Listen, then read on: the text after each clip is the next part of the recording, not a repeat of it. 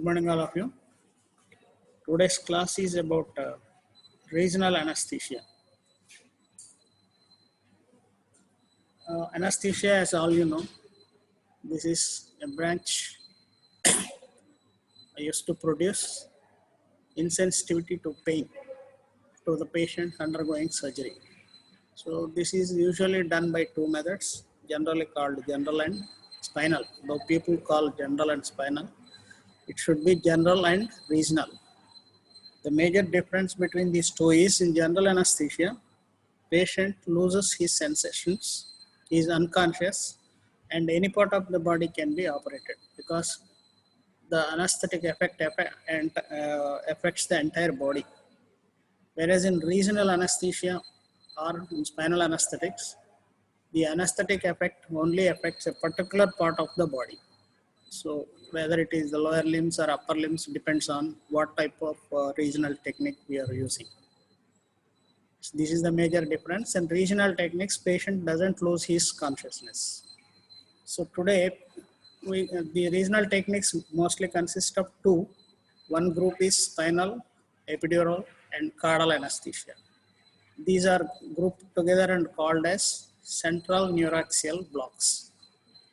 These are related to the spinal cord and the exiting spinal nerves. These are the major regional anesthetic blocks. There are other blocks called peripheral nerve blocks. These are brachial plexus block, ankle block, wrist block, and so on. So to discuss all these things in one class is not possible. So today I will restrict myself only to spinal anesthesia. That is one of the central neuraxial blocks. Even these two things also I will not discuss. Epidural and caudal, they require another class. So today we confine ourselves to spinal anesthesia, which is a major regional anesthetic technique most commonly used in surgical practice.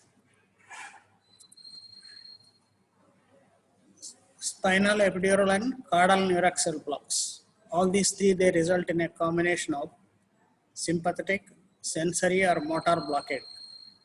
It depends on the dose of the drug you use, the concentration, and volume of the local anesthetic.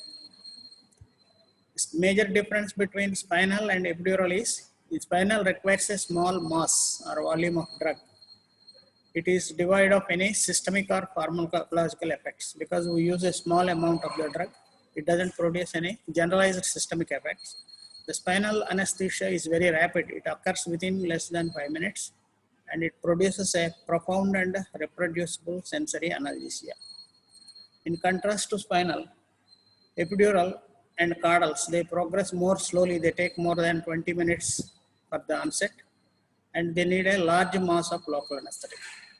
And because we use a large mass of the drug, this results in pharmacologically active concentrations in the blood, which may result in toxic systemic blood levels. That is the major difference. Single injection spinal or epidural anesthesia is most commonly used. If you look at the OT list, more than 70% of cases are done under spinal only and another 10-20% under GA. So this is the most commonly used anesthetic technique. It is used for surgery to lower limbs, lower abdomen, pelvic organs, and for cesarean deliveries. Continuous catheter-based epidural infusions of dilute local anesthetic and opioids are used for labor analgesia and postoperative pain relief after major surgery and for chronic pain relief. This is for epidurals. Now and then I just mention one or two words about epidural. Otherwise, our discussion is mostly about spinal. Caudal blocks, they are mostly performed for surgical anesthesia and analgesia in children. These are used mostly for children and for therapeutic analgesia in adults with chronic pain. Now just a few historical aspects relating to this spinal anesthesia. August Bayer in 1898, he performed the first case of spinal anesthesia in human beings. He used the spinal drug cocaine. Later on, another series of drugs were introduced: procaine, lidocaine, chloroprocaine, mepivacaine.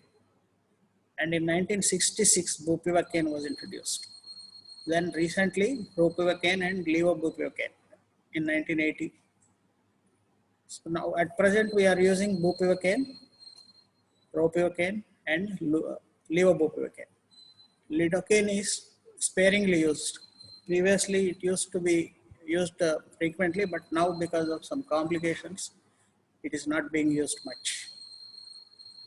This is about a lumbar epidural catheterization, introduction of epidural morphine in PEHAR. These are only historical aspects. So before we actually know how to do the spinal and its complications, its physiological effects and so on, anatomy about vertebral column and spinal cord is very important. Few basic sciences we must know.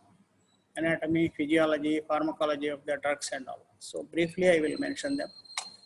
The spinal cord is continuous with the brainstem proximally and terminates distally in the as conus medullaris at L3 in infants and at lower border of L1 in adults. This is very, very important. While giving spinals, we should not go above this level because by that we will be injuring the spinal cord. So our needle puncture should always be below this L1 level.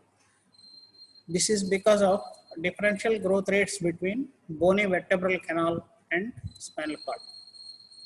Surrounding the spinal cord in the bony vertebral column are three membranes.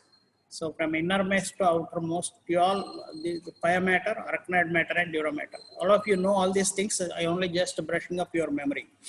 The cerebrospinal fluid resides in the space between the pia mater and arachnoid matter and termed as subarachnoid space. This is the space into which we give the spinal drugs for producing anesthesia. The pia mater is highly vascular membrane that closely invests the spinal cord and brain. Approximately 500 ml of CSF is formed daily by the choroid plexus of the cerebral ventricles. This is where CSF forms, with 30 to 80 ml occupying the subarachnoid space from T11 to T12. This is a cross-sectional view, sagittal section through lumbar vertebra, the various structures that you come across if you proceed from back to anteriorly. This is the back side, this is the anterior. So it is skin and subcutaneous tissue. After that you get the supraspinous ligament. Then you will get the interspinous ligament. This is the interspinous ligament. Then after that ligamentum flavum, very, very important structure, yellow ligament, ligamentum flavum. Once you pierce that, you get into this epidural space. After this epidural space is the dura, and almost attached to the dura is the arachnoid. Both of them form a single layer. Then this is the green colored one is the subarachnoid space where CSF resides. Then you get the posterior borders of the vertebrae. Covering them is the posterior longitudinal ligament. This one is the posterior longitudinal ligament. Then anterior longitudinal ligament, vertebrae, intervertebral disc. So these are the structure of the sagittal section through lumbar vertebrae. This anatomy is very, very important because the anesthetist performing the spinal block, you should know what layers he is piercing through. So these are the structures you come across when you are proceeding from back to anterior. These are the common features of vertebrae, you all know. It contains a body, a pedicle, then a transverse process, superior articular facet. This is the spinal canal. These are the two laminae. They fuse together in the middle and produce a spinous process. Same thing here. You have got intervertebral foramina above and below. With the adjacent vertebrae, they form the intervertebral foramina through which the spinal nerves come out. Then this is the inferior articular process. Rest of things I have told. This is a section of the vertebrae showing how the cord is placed inside the vertebral canal. So coming from here, it is the dorsal aspect. This is the epidural space. You have got epidural veins and vessels. Then this is the subarachnoid septum with the subarachnoid space. This is the spinal cord in the vertebral canal. These are the two roots, anterior root and posterior root. This is the dural sheath which covers the exiting spinal nerves. and spinal nerves within the epineurium. This is the pia mater, the yellow layer, yellow colored, adherent to the spinal cord. Subarachnoid space, the blue colored solution. This is a dorsal root ganglion, vertebral body. So these are the structures. This is how the cord is placed inside the vertebral canal. So epidural space. Epidural space extends from foramen magnum to the sacral hiatus, and it surrounds the dura mater anteriorly, laterally, and posteriorly. Epidural space in above diagram you can see.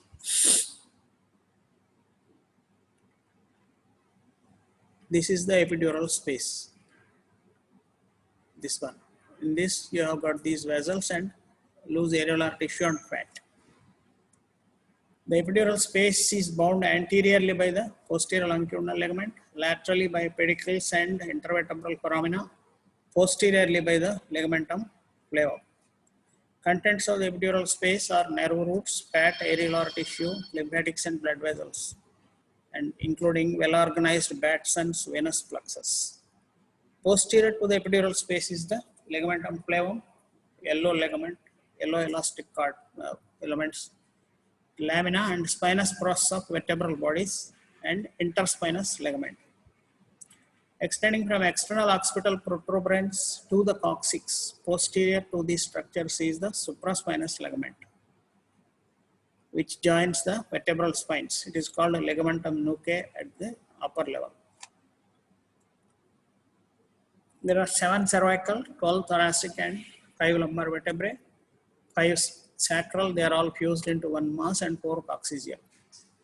Spinous process, pedicles, and laminae, they form the posterior elements of vertebral arch. The vertebral body forms the anterior element of vertebral arch.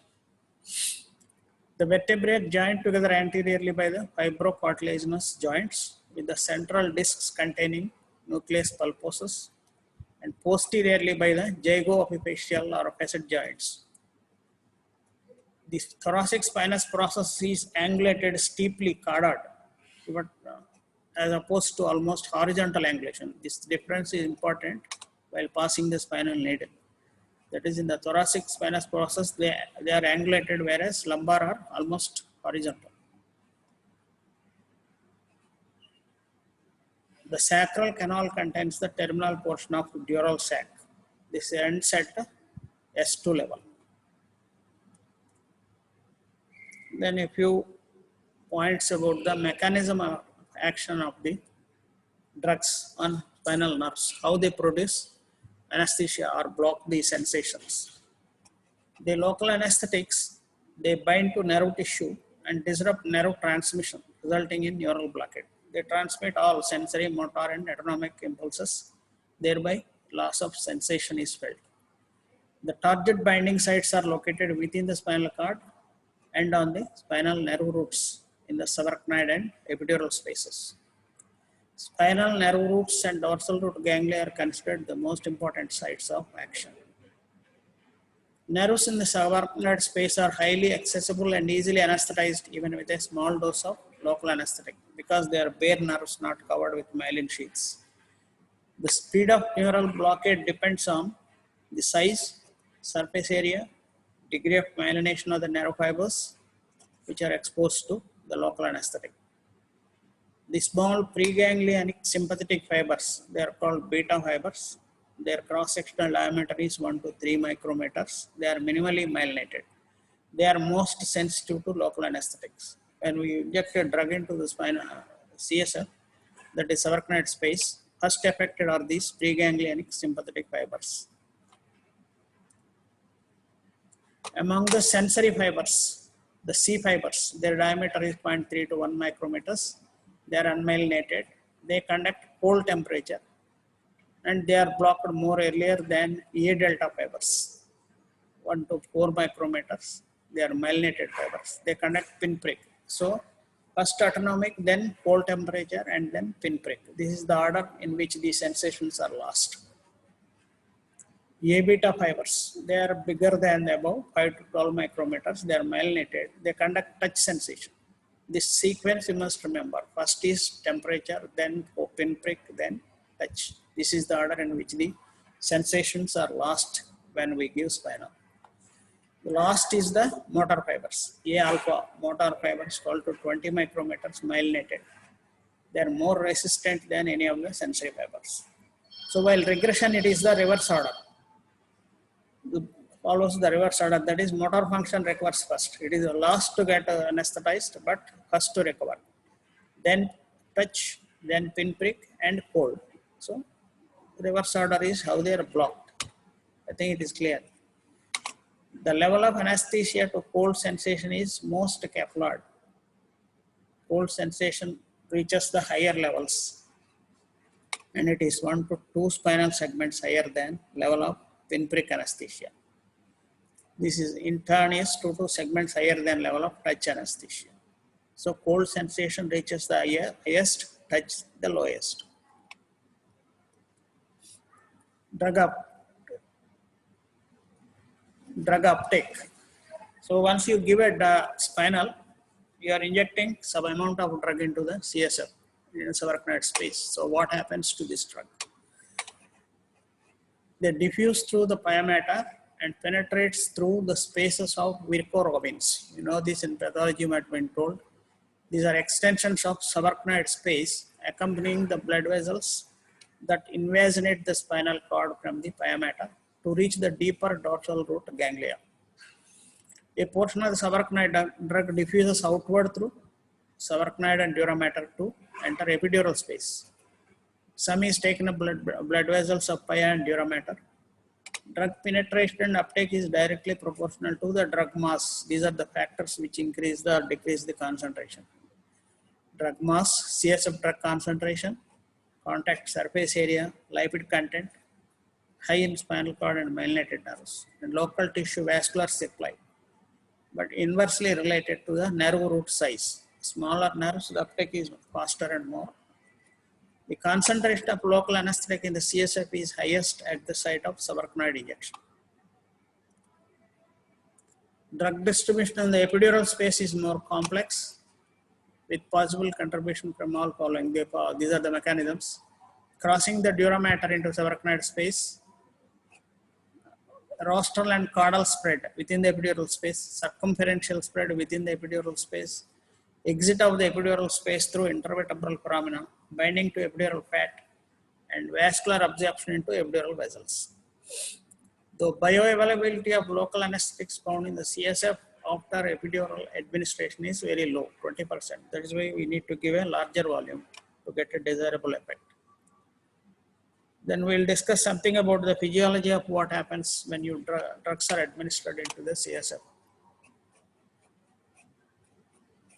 Neuraxial anesthesia evokes blockade of sympathetic, somatic, that is sensory and motor nervous systems, along with compensatory reflexes and some unopposed parasympathetic activity. These are all the effects. Effects that result from blockade of sympathetic and sensory motor fibers, one group, and the compensatory reflexes that arise because of this blockage.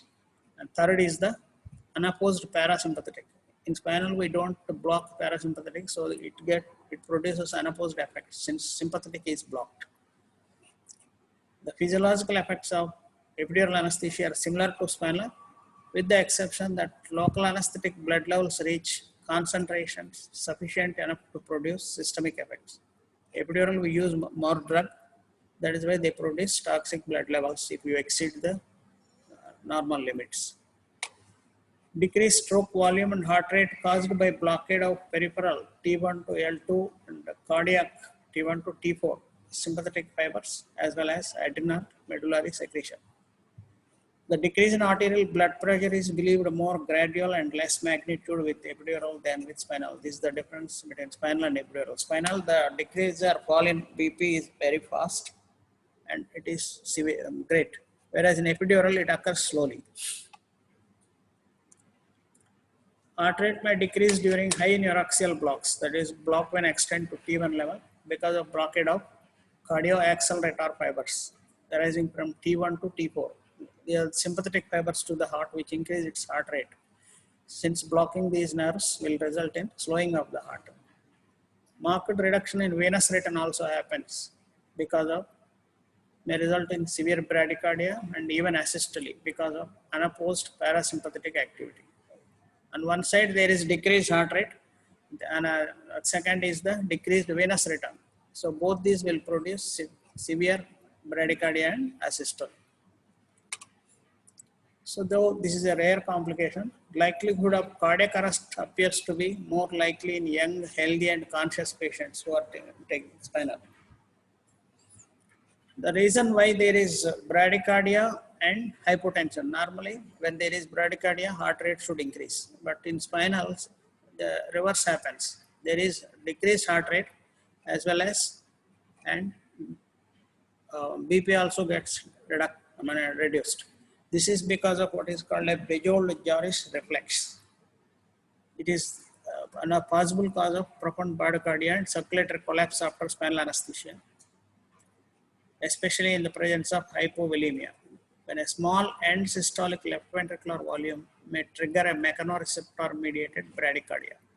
In spinal, what happens is, due to sympathetic blockade, there is peripheral pooling of the blood because of venous dilatation. So the venous return to the heart is reduced. So since left ventricle is not receiving enough blood from peripheral parts, the mechanoreceptors get activated and they produce bradycardia. So this hypotension and bradycardia is a dangerous phenomenon. For treating these things, we use ephedrine. Ephedrine is a mixed adrenergic agonist. It has alpha and beta 1 stimulant effects. It provides more appropriate therapy for the non-cardiac circulatory sequelae of neuraxial block. Then does another agent that is used is phenylephrine. It is a pure alpha adrenergic drug.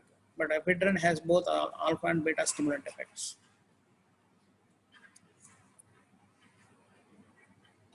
Neuraxial block should be used cautiously in the setting of severe respiratory disease, because paralysis of the intercostal and abdominal muscles also occurs in high spinals.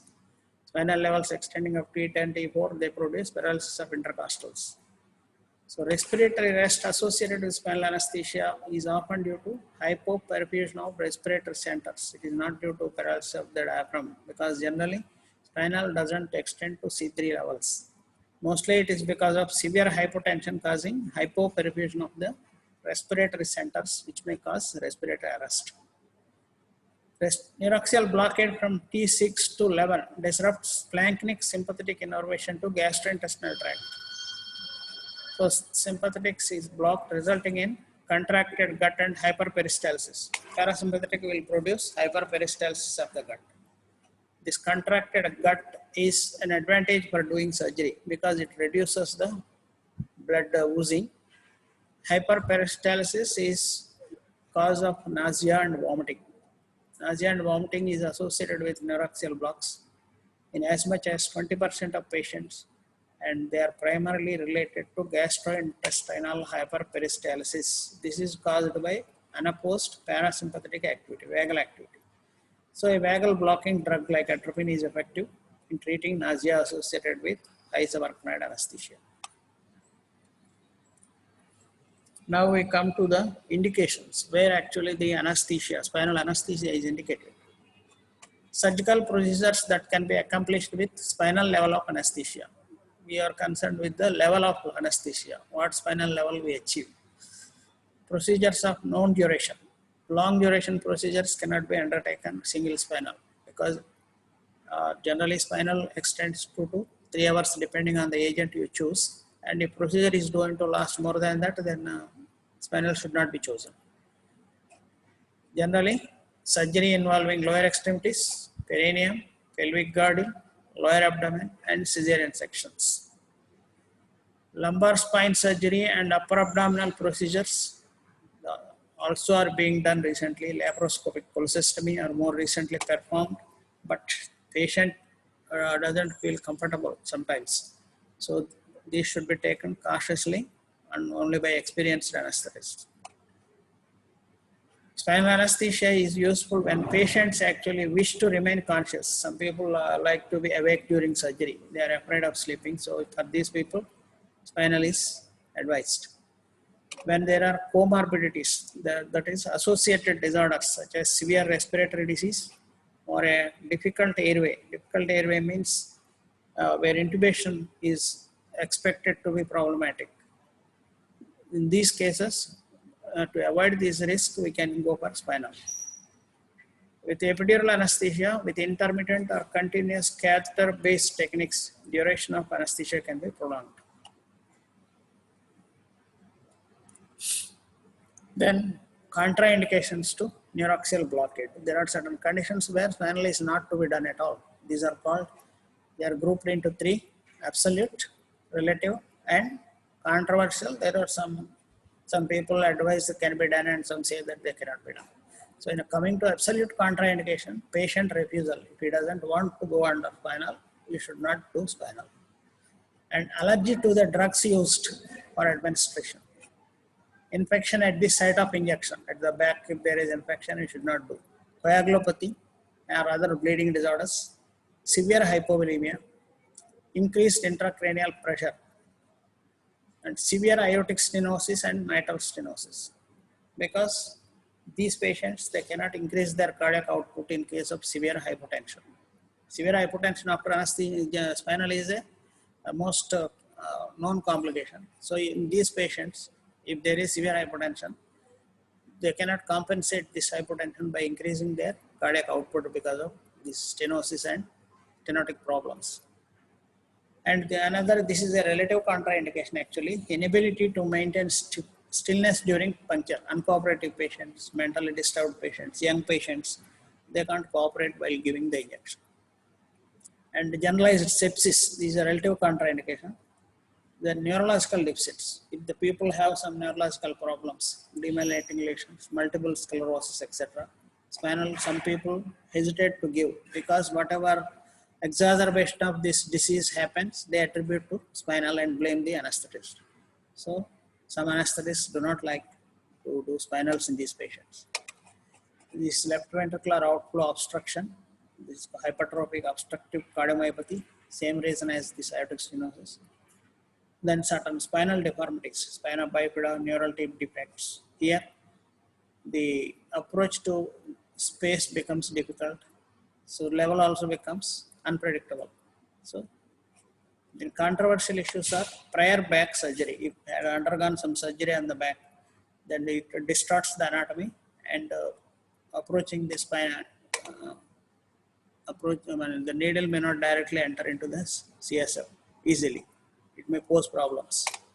Major blood loss, and major blood loss, if you have got adequate blood supply and mechanism to resuscitate him, you can go, but some people advise not to go for it. Maneuvers that compromise respiration, these are controversial topics. The dermatomal level required for various surgical procedures, upper abdominal surgeries, T4, cesarean delivery, T4, thoracic 4, transurethral resection of prostate, T10, hip surgery, T10, foot and ankle surgery, L2. Just a few examples. These are some of the factors which affect block height. So when we give a spinal drug into subarachnoid space, we are concerned with ensuring that we get the desired level of the block. Suppose we want to get a block up to T10, we should know what drug to give, what mass, what volume, what concentration, how to put the patient position and all that. These are discussed here. Drug, patient and procedural factors can affect the distribution of local anesthetic spread within the intrathecal space. Drug factors, these are adjustable because we can select the correct dose required, dose and volume, concentration, temperature and baricity. Out of this, baricity and dose are most important. We must know what is this baricity. Baricity is the ratio of the density of a local anesthetic solution to the density of CSF. So this is roughly stated. How heavy is the anesthetic solution compared to CSF? Is it heavier than CSF, lighter, or same as CSF? That is in a layman's term, but scientifically it is the ratio of density of local anesthetic solution to the density of CSF. Density is defined as mass per unit volume of solution at a specific temperature. The density of CSF is 1.00059 grams per liter. Local anesthetic solutions that have the same density as CSF are termed as isobaric, and those that have a higher density than CSF are termed hyperbaric, and those with lower density hypobaric. In our practice, we mostly use hyperbaric. Hypobaric very sparingly. Isobaric almost nil. Hyperbaric is the most commonly used solution. The spread of hyperbaric solution is more predictable. Dextrose and sterile water are commonly added to render local anesthetic solutions either hyperbaric or hypobaric. If you add dextrose, it becomes hyperbaric. With distilled water, it becomes hypobaric. The clinical importance of baricity is the ability to influence the distribution of local anesthetic spread based on gravity. Hyperbaric solution, because of gravity, goes down. So by tilting the operation table after giving the drug, you can accurately control the level of the anesthesia we attain. Hyperbaric solution will preferentially spread to the dependent regions of the spinal canal, whereas hypobaric solutions will spread to non-dependent regions. Isobaric solutions are not influenced by gravitational forces. They remain wherever you inject, there only they will remain. So the administration of hyperbaric local anesthetic patients, suppose this is an example, you put a patient in the lateral decubitus, that is left side down, and put him in a lateral position. It will result in a preferential anesthetic effect on the dependent side, that is on the left side. Suppose if the surgery on the left leg, you put him left lateral position and give the spinal, the effect will be mostly seen on the left side of the leg. Whereas if you are using a hypobaric solution, for the administration of hypobaric, the opposite you have to do.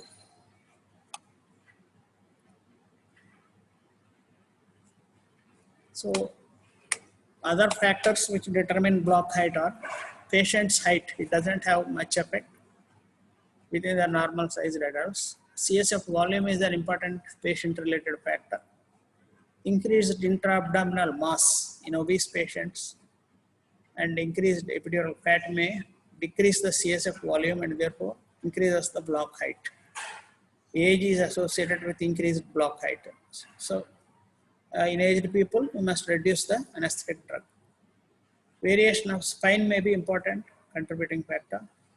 Spread of local anesthetic is enhanced in pregnancy. This is very, very important. In pregnancy, anesthetic drug should be reduced almost half because of what happens because of lumbar lordosis during pregnancy. By the increase changes in volume and density of CSF, and by intra-abdominal pressure increases. And another factor is the progesterone mediated increase in neuronal sensitivity. Progesterone makes the nerves more sensitive to the anesthetic drugs. So the drug volume concentration of the anesthetic should be reduced in pregnant patients. Dose is the most reliable determinant of local anesthetic spread and thus block height. Dose is calculated by volume into concentration. Hyperbaric local anesthetic injections are primarily influenced by baricity. And there are certain additive drugs, that is, you combine the local anesthetics with the other drugs to produce more height or sensations. Opioids do seem to increase the spread, as well as they also increase the block height. Opioids. Opioids means morphine, fentanyl, etc. Patient characteristics that may influence block height include, I already told, height, weight, age, sex, pregnancy, configuration of the spine, and CSF properties. These are the procedure related factors. These also determine the height of the block. How you put the patient while giving the injection, what needle type, what needles you take, needle alignment, and level of injection, they affect the block height. Combined with varicity and dose, patient position is the most important factor in determining the block height. Intrathecal local anesthetic appears to stop spreading. So after you have given a drug into the subarachnoid space, it stops spreading 20 to 25 minutes after injection. So thus positioning of the patient is most important during this time. Sometimes you give the injection in sitting position, you want to have a higher level of the block. So immediately you should make him lie down and adjust the table to your desired position. Otherwise, the block will be limited only to the lower segments. So this should be done within this spreading time of 20 to 25 minutes. After this, even if you change the table position, nothing will happen. Injection rate and barbotage, they do not affect block height, whether you give slow or fast. Orientation of the needle orifice does not appear to affect spread of hyperbaric solutions. Duration is how long the anesthetic effect will remain. It is affected by the dose and the intrinsic properties of the local anesthetic. If you increase the dose, more the duration. Intrinsic properties, if you select, suppose lignocaine, its duration will last 1 to 1.5 hours. If you want higher duration, you go for bupivacaine, which may last to 2 to 3 hours. And you can add additives like adrenaline. They will further increase the duration. So this is the way how to increase the duration.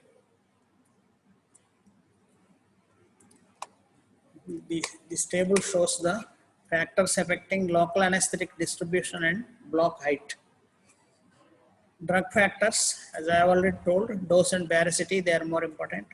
Volume, concentration, temperature, viscosity, they are less important. Patient factors, CSF volume, advanced age, pregnancy, they are more important.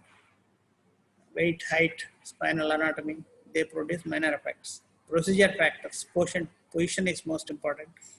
Level of injection, that is at what level you give the injection. Needle orifice direction, needle type, these are of less important. These are not important at all. Then pharmacology. The clinical effect of intrathecal local anesthetics are mediated by drug uptake, distribution within the CSF and elimination. These are dictated in part by dissociation constant, lipid solubility and protein binding of local anesthetic solution rather than by their pharmacological structures.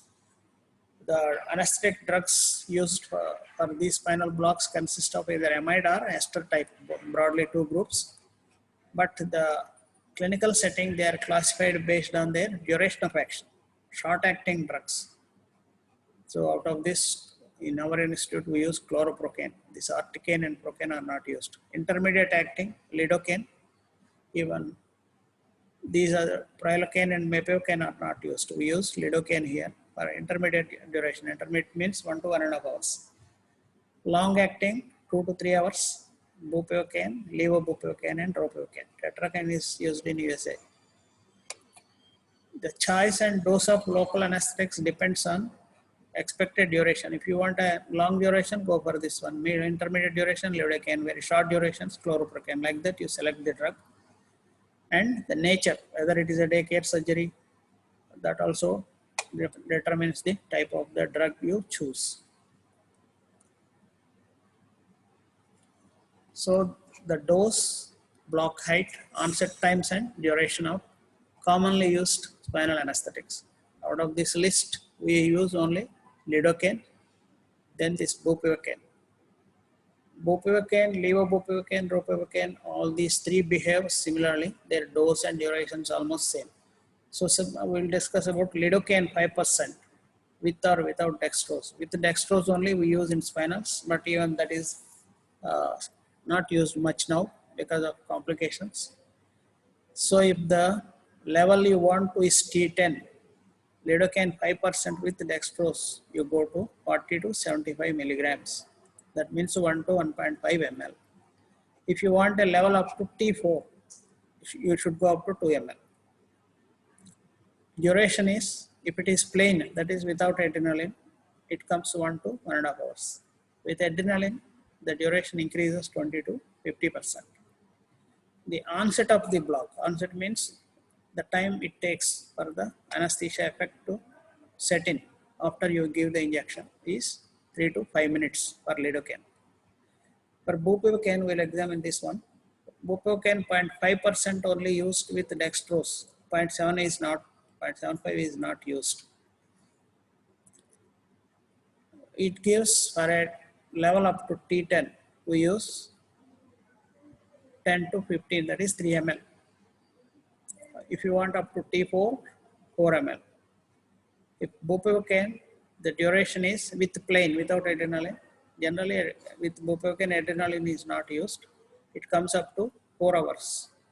And if you add adrenaline, it to 20% to 50% increases the duration.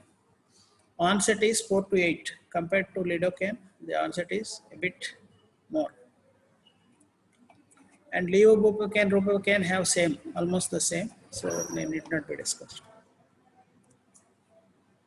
So this is briefly about lidocaine. It is a hydrophilic, relatively poorly protein-bound amide local anesthetic. It has a rapid onset, intermediate duration in doses of 50 to 100 milligrams, 1 to 2 ml. 5% solution means 50 milligrams per ml. So we take 1 to 2 ml for shorter procedures that can be completed in 1.5 hours or less. It was prepared as a 5% solution and 7.5% dextrose. This preparation is associated with the permanent nerve injury and transient neurological symptoms. Hence, the use of intrathecal lidocaine is declined. Now, people are not using much. Bupivacaine is the most used. It was introduced in 1963. It is highly protein-bound amide local anesthetic. It has slow onset of action. It is appropriate for procedures lasting up to 2.5 to 3 hours. It is available as 0.5% and 0.25%. This 0.75% is not available. And also as hyperbaric 0.5%. 0.75% hyperbaric is not used. Recovery profiles using small doses of bupivacaine appear to be similar to that of lidocaine, and thus low dose bupivacaine is used in ambulatory procedures. Because we have abandoned using lidocaine, now bupivacaine in low doses can be used. It will produce almost the same effects as lidocaine. Bupivacaine is rarely associated with TNS. The disadvantage is that rapid intravascular injection can lead to severe cardiac arrhythmias and cardiac arrest, which is difficult to resuscitate. This complication occurs in epidurals, not in spinal. Levobupivacaine is pure S enantiomer of racemic bupivacaine. It is used in similar doses to bupivacaine and has a similar onset and duration, almost same like bupivacaine. Main advantage of bupivacaine is it is less cardiotoxic than bupivacaine and ropivacaine. Now the most recent is the ropivacaine. It is also same as bupivacaine, highly protein bound local anesthetic. It is available in 0.2, 0.5, 0.75 and 1% preservative preparations. Surgical anesthesia we use 0.5 to 1%. For 0.1 to 0.2 is used for analgesia, post-operative analgesia. So ropivacaine is associated with superior safety profile compared with bupivacaine. It doesn't have much of cardiac effects, less cardiotoxic. Greater motor sensory block differentiation. That means it produces less motor block, so patient becomes mobile in ambulatory surgery, daycare surgeries. Daycare surgeries, when patient wants to go home on the same day of surgery, this ropivacaine can be used. The potency of ropivacaine is 0.6 times that of bupivacaine. Spinal additives. A variety of medications, they prolong duration of sensory and motor blockade when administered into CSF, along with local anesthetics. The co-administration of these drugs often allows for reduction in the required dose of local anesthetic with advantage of motor block sparing and faster recovery. Most commonly used adjuvants are opioids. They exert direct effects on spinal cord dorsal horn opioid receptors, cerebral opioid receptors, peripheral and central systemic effects after vascular uptake. So there are two groups of opioids, highly lipid soluble drugs such as fentanyl and suprenolol, most commonly used. They have a more rapid onset, shorter duration of action. Hydrophilic opioid like morphine, they produce longer duration. But the major problem with morphine is that respiratory depression. And all intrathecal opiates have side effects including nausea, vomiting, pruritus, and urinary retention.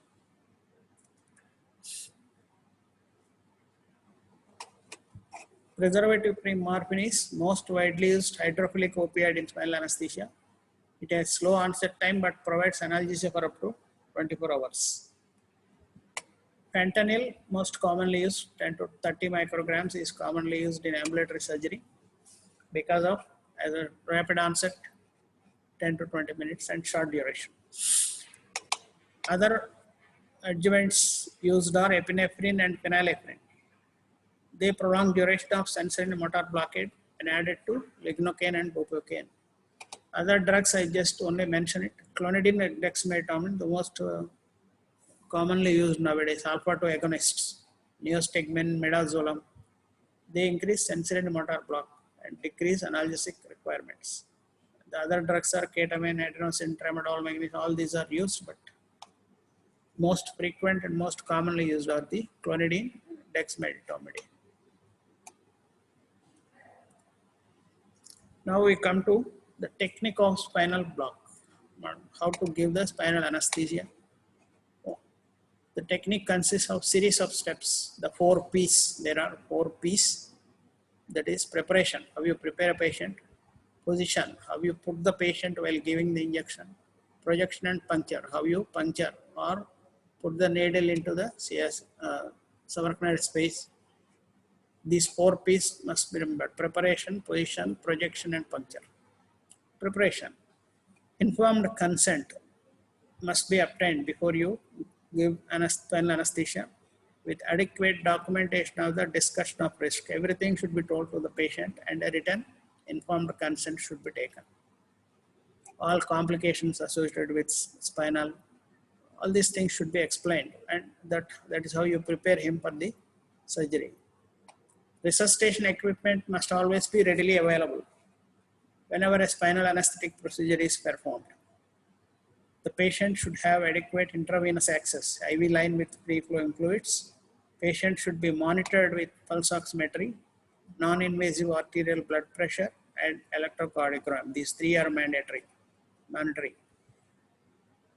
Pre-prepared packs are now commonly used. They contain all fenestrated drapes, cold towels, swabs, syringes, needle filters, spinal needles, sterilizing solution, local anesthetic for skin infiltration.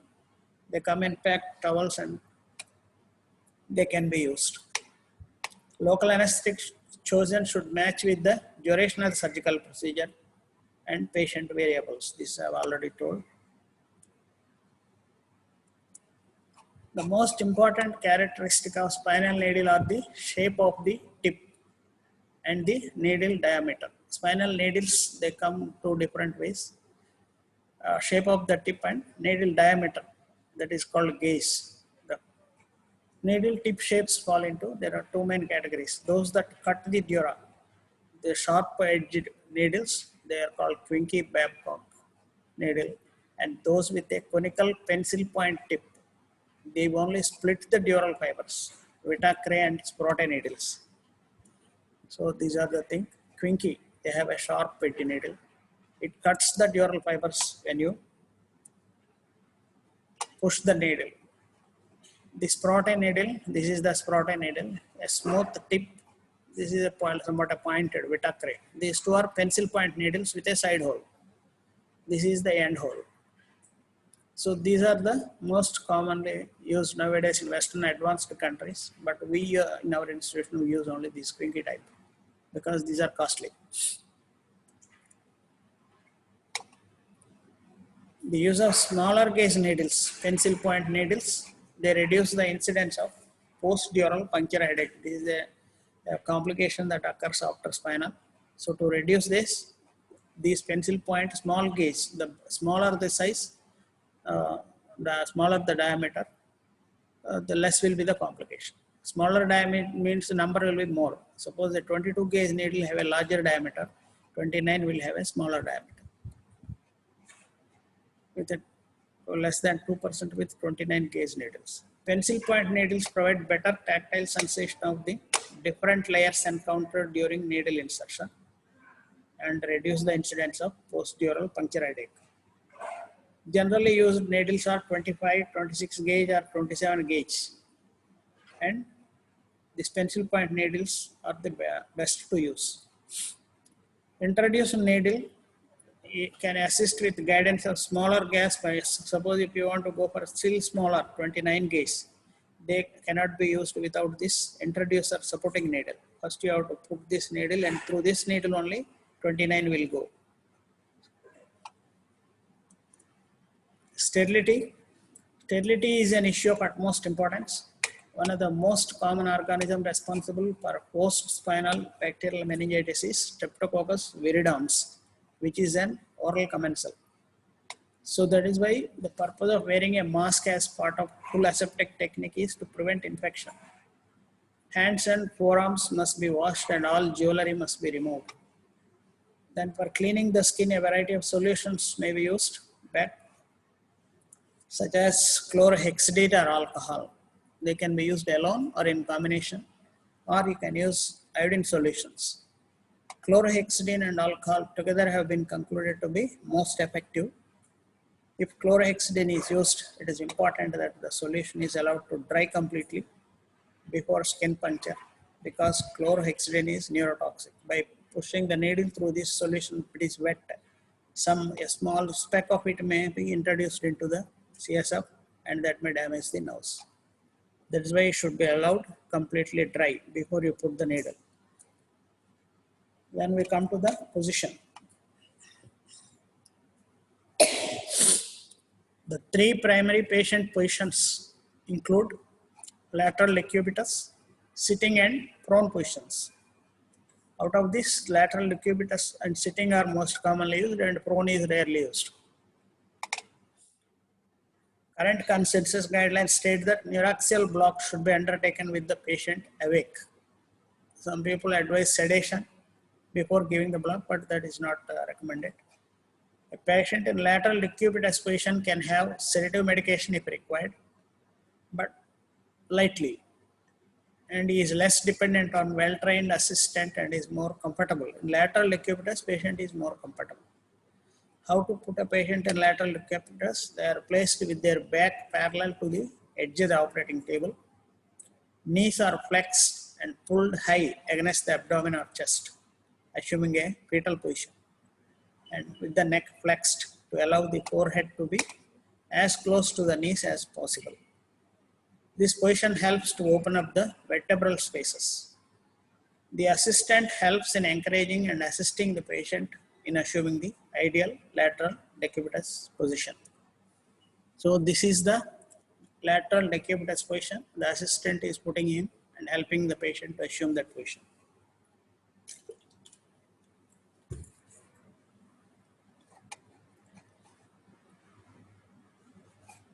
Assistant, anesthetist this side, the table edge.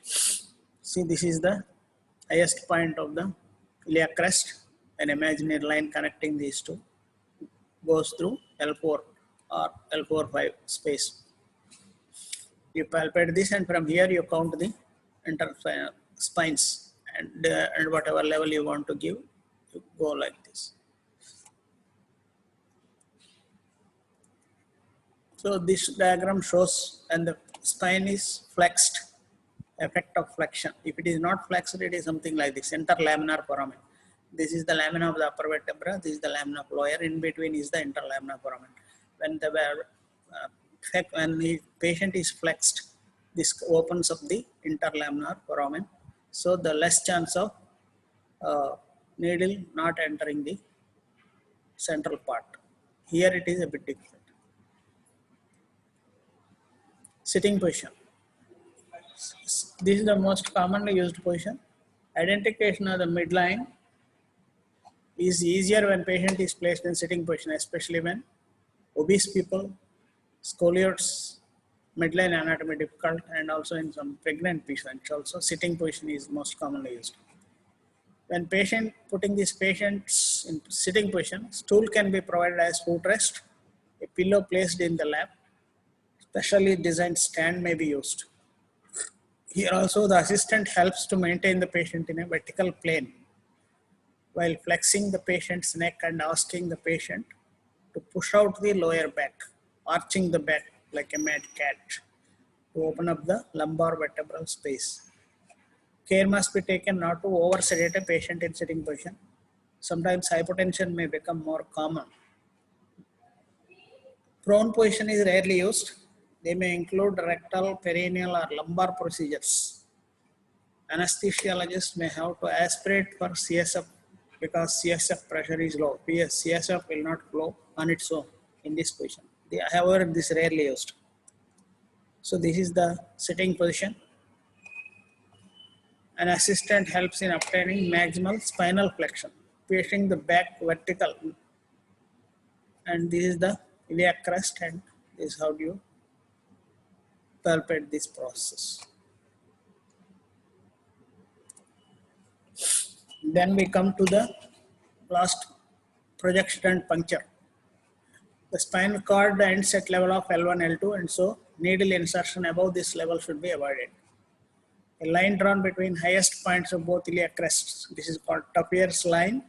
It crosses either body of L4 or L4, L5 interspace. Spine is palpated. Patient's body is positioned with the back perpendicular to that of the floor.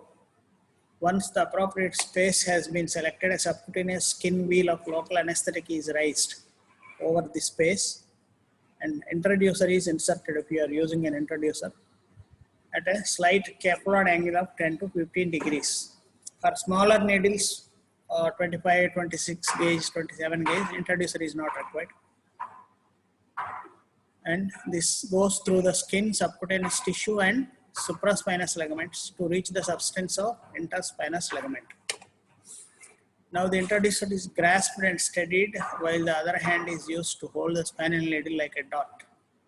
This is for a introducer technique. If there is no introducer, now directly spinal needle will go through interspinous ligament and then to ligamentum flavum.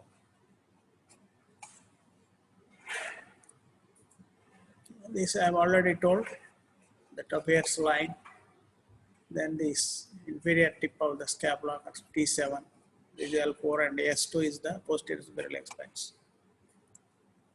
The needle is advanced slowly with its bevel parallel to the midline in a midline approach until characteristic change in resistance is noted as the needle passes through ligamentum flavum. Ligamentum flavum is a tough ligament. Once you pierce it, you suddenly feel that there is loss of resistance. On passing through the dura, there is often a slight click or a pop. After the ligamentum flavum, you pierce through the dura. The stellate is then removed and CSF should appear at the needle hub. If the needle size is smaller, you have to wait for a time. If the CSF does not flow, you rotate the needle, final needle in 90-degree increments until CSF appears. If CSF does not appear in any quadrant, needle should be advanced a few millimeters and rechecked. If still CSF has not appeared, then you change the space and do puncture at some other space. A common reason for failure is insertion of needle off the midline. If you are not correctly in the midline and all those things which I have told earlier, how to position and all, if you have not taken care, sometimes the needle may not enter the CSF space at all. So this is again a picture of midline, how the needle tip is. This is the ligamentum flavum. After piercing, your epidural, this is the epidural space, this is the dura. After piercing ligamentum flavum, you enter the epidural space, pierce the dura arachnoid at one stroke and come to the CSF. After CF is freely obtained, the dorsum of the anesthetist's non-dominant hand steadies the spinal needle against the patient's back while the syringe containing the therapeutic dose is attached to the needle. CSF is freely aspirated into the syringe and anesthetic dose is injected at a rate of 0.2 ml per second.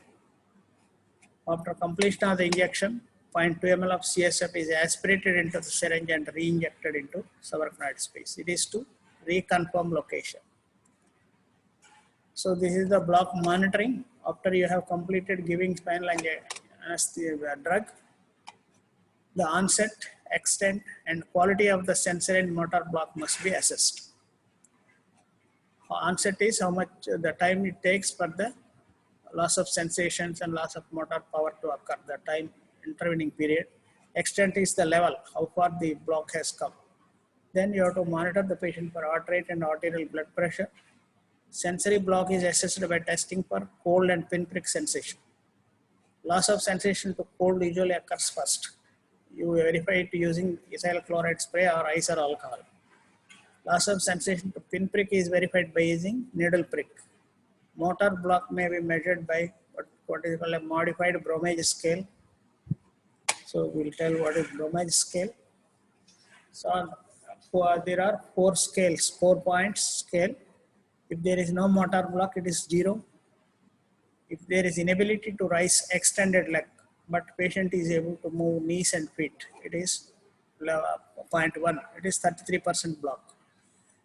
The second, inability to rise extended leg and move knee, but he is able to move feet.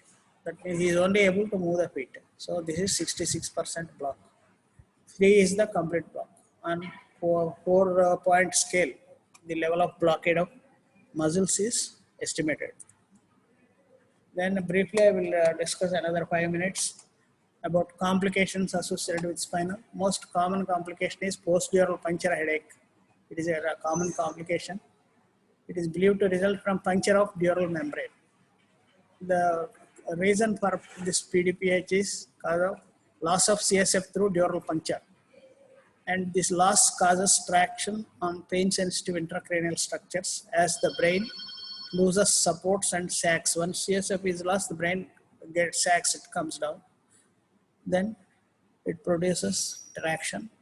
Alternatively, loss of CSF initiates compensatory but painful intracerebral vasodilation to offset the reduction in CSF. This vasodilatation causes pain. The characteristic feature is frontal or occipital headache. That worsens with upright position, or when he lies down, the patient gets relief. He is relieved by lying down. Associated symptoms with the PDPH are nausea, vomiting, neck pain, dizziness, tinnitus, ringing sensation, diplopia, double vision, hearing loss, cortical blindness, cranial nerve palsy, and even seizures. In more than 90% of cases, onset of symptoms will begin within 3 days of the procedure. Generally, spontaneous resolution occurs within 7 days. Orienting a needle bevel parallel with the axis of the spine such that the longitudinal fibers of the dura would more likely be separated than cut results in lower incidence. So these are some of the factors associated with post-dural puncture headache. Factors that can increase the incidence of headache. Younger age group, it is more, females more, needle size larger, incidence is more. Needle bevel, less when needle bevel is placed in the long axis of the neuraxis. Pregnancy, it is more. Dural puncture, more with the multiple punctures. If you make 2 or 3 attempts, this also causes this post-dural puncture headache. Conservative management for post-dural puncture headache consists of supine positioning, hydration, intravenous oral fluids, caffeine, and oral analgesics. Epidural blood patch is the definitive therapy if the above measures fail. A single epidural blood autologous, that is patient's own blood, can be taken and it produces greater than 90% initial improvement rate. It is ideally performed 24 hours after dural puncture and after the development of classic post-dural puncture headache symptoms. This inserting the blood patch needle is at or corded to the level of the previous culprit dural puncture. Where to give this blood patch at the level of the spinal or one segment below. Second epidural blood patch may be performed 24 to 48 hours after the first in case of ineffective or incomplete relief of symptoms. Transient neurologic symptoms. They have been described after intrathecal administration of every local anesthetic and they usually characterized by bilateral or unilateral pain in the buttocks radiating to the legs, or less commonly isolated buttock or leg pain. Symptoms occur within 24 hours. They are not associated with any neurological deficit. The pain can be from mild to severe and resolve spontaneously in 1 week or less. The likelihood of TNS is highest after intrathecal lidocaine and is far less frequent with bupivacaine. That is why lidocaine usage is reduced gradually, not used much. So TNS occurs more commonly in patients who are placed in lithotomy position. Non-steroidal anti-inflammatory drugs are the first line of treatment. If severe pain is there, opioids can be used. High neural blockade. Exaggerated dermatomal spread of neural blockade can occur readily with final anesthesia. This can happen due to administration of excessive dose or failure to reduce the standard dose in certain people like elderly people, pregnant, obese, very short stature, or people who are unusual sensitivity, etc. Patients complain of dyspnea and have numbness or weakness of extremities. Nausea often precedes hypotension. The treatment consists of it should be reassured, oxygen supplementation, and bradycardia and hypotension should be treated. Spinal anesthesia ascending into cervical levels causes severe hypotension, bradycardia, and respiratory insufficiency. And if unconsciousness also, and apnea and hypotension resulting from high levels of spinal are referred to as high spinal. If the patient becomes unconscious with apnea and hypotension, this is called high spinal. If there is any cranial nerve also is involved, like generally sixth nerve is involved, it is called total spinal. How to treat this total spinal? Maintaining adequate airway, ABC, this is called airway breathing ventilation, and supporting the circulation. When respiratory insufficiency becomes evident, in addition to supplemental oxygen, assisted ventilation, intubation, mechanical ventilation. Hypotension can be treated with rapid administration of IV fluids, head down position, intravenous vasopressors. Bradycardia can be treated early with atropine, ephedrine, or epinephrine.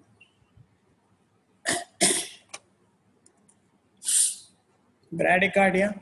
Severe bradycardia is an important risk of spinal anesthesia.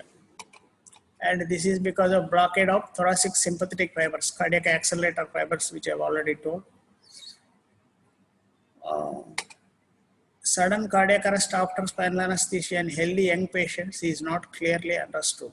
So the possible mechanisms are lack of vigilant monitoring and treatment, some mysterious physiological explanation yet to be known, hypoxemia and oversedation, unrecognized hypoventilation. These are generally associated with spinal rather than epidurals. Respiratory complications. Neuroaxial opioids are commonly added to local anesthetics to improve quality and duration. Risk of respiratory depression associated with neuroaxial opioids is dose related. So, lipophilic anesthetics, fentanyl, supantanyl, respiratory depression occurs within the first 30 minutes. With intrathecal morphine, risk of late respiratory depression. Hence, respiratory monitoring for first 24 hours is therefore advisable. Older patients, dose of neuroaxial opioid should be reduced. Infection, bacterial meningitis, epidural abscess are rare. Source of infection, it is either equipment, patient, or practitioner. Staphylococcal infection arising from patient's skin, most common epidural related. Oral bacteria, this already told, Streptococcus viridans, they are common cause of infection after spinal, and wearing a face mask is very, very important. Other factors that may increase the likelihood of infection are concomitant systemic infections, diabetes, immunocompromised state, prolonged maintenance of epidural and spinal catheters. Backache. So this is a minor complication because the needle passes through skin, subcutaneous tissue, muscle and ligaments, varying degrees of tissue trauma. This bruising and localized inflammatory response with reflex muscle spasm may be responsible. It is mild. Treatment is sought acetaminophen, NSAIDs, and warm or cold compressions. This is a minor issue. Nausea and vomiting. Factors associated with developing nausea and vomiting, spinal anesthesia, direct exposure to chemoreceptor trigger zone, hypotension during spinal anesthesia, this gastrointestinal hyperperistalsis secondary to unopposed parasympathetic activity, peak block height greater than C5, history of motion sickness in these people, nausea can be more. Among the opioids, morphine administration has the most frequent risk of nausea and vomiting. Urinary retention, it undergoes spontaneous recovery, not much to worry. Pruritus can be distressing to the patient. Most common side effect related to intrathecal administration of opioids. It occurs more commonly after intrathecal opioid administration. Shivering is another complication. It is as frequent as 55%. The addition of neuraxial opioids, especially fentanyl, meperidine, it reduces the likelihood. Recommended strategies to prevent shivering include pre-warming the patient, forced air warmer, then avoiding administration of cold intravenous fluids. Then the last one, inadequate anesthesia or analgesia. Failure rate is usually, it is inversely proportional to clinician's experience.